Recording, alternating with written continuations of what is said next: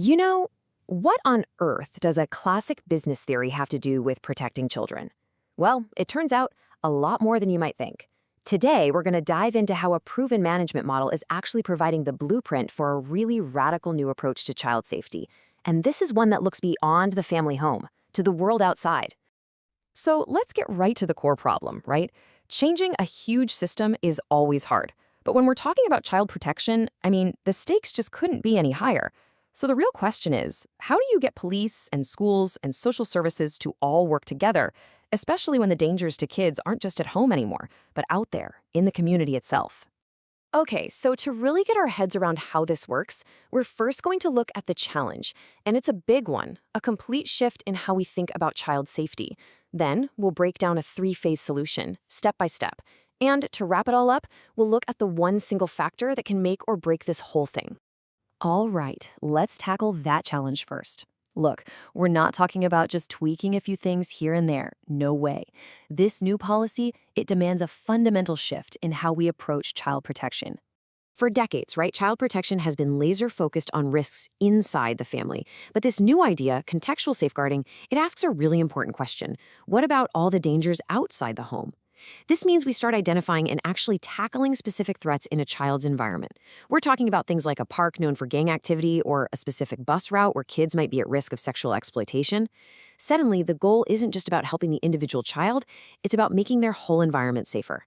So a shift this big, well, you just can't make it happen with wishful thinking, right? You need a solid plan, a real framework. And believe it or not, the blueprint for this plan comes from a pretty unlikely place. We're not talking social work theory here, but the world of business management. And here it is, Kotter's 8-step change model. Basically, it gives leaders a clear, step-by-step guide to get through these massive, complex changes. And let's be honest, in a field like child protection, where you've got to get social workers, police, teachers, health professionals all on the same page, having a shared map isn't just nice to have, it's absolutely non-negotiable. Okay, so here are the first 6 steps that really form the core of the whole model. Now, to make this super practical, we're going to group them into 3 distinct phases. That way, we can see exactly how this theory actually translates into real-world action. All right, phase 1. Think of this as the foundation. It's all about creating the perfect conditions for change before you even think about starting. Honestly, without this groundwork, pretty much any effort is doomed to fail from the get-go. So what does this actually look like in practice? Well, first, you have to create a sense of urgency. You don't just talk about the risks. You walk into a room with undeniable data, maps of local child sexual exploitation hotspots, and you show them to the police, the schools, the health services. You make the problem so real, it's impossible to ignore. Next, you build a powerful coalition, getting the leaders from all those agencies around the same table. And finally, you work together to create a simple, clear vision that everyone can get behind. Okay, so with that strong foundation in place, we move into phase 2, implementation and engagement. This is where the magic happens, right? This is where the vision goes from being a document in a boardroom to being real action out on the streets. The rule here is actually pretty simple. You can't over-communicate. I mean it. The new vision for contextual safeguarding has to be everywhere all the time. It needs to be in team meetings, in emails, in training sessions, relentlessly, until every single social worker, every police officer, and every teacher doesn't just get the vision, but they can see exactly what their role is in making it a reality. And this quote from Kotter just hits the nail on the head. Successful change isn't just about shuffling processes around. It's about winning hearts and minds. It's basically a campaign to get every single person pulling in the exact same direction.